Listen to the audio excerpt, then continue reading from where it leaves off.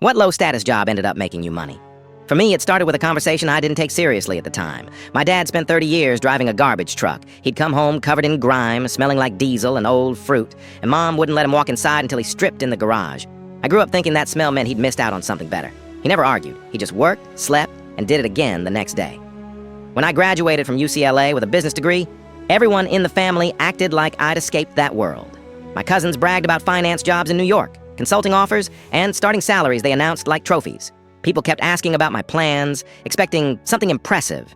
Dad finally pulled me into the hallway and quietly showed me his pay. With overtime and benefits, he made more than most of the professional jobs my cousins talked about. Then he nodded toward the garage.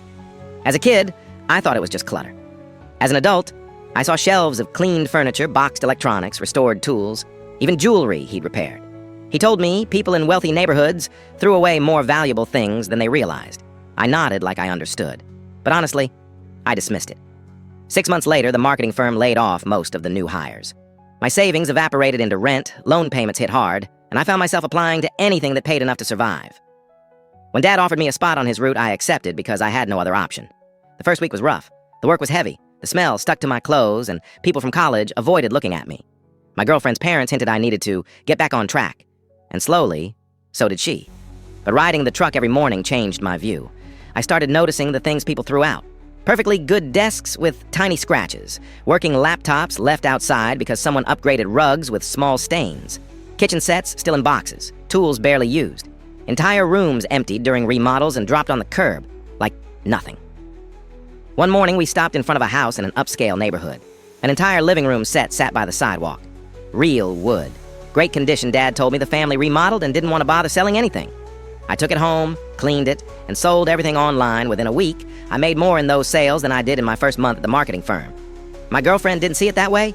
She said the work wasn't real and left before I could explain how much potential there was. The breakup hurt, but it also clarified who believed in me. Estate cleanouts became the turning point. Families needed homes emptied fast, and most of what we hauled out was worth far more than they realized. I worked every morning, every weekend, and learned which neighborhoods produced the most value. Moving companies and realtors started calling me directly. A year and a half later, I bought my first truck, then a second, hired workers, built contracts with estate attorneys and property managers.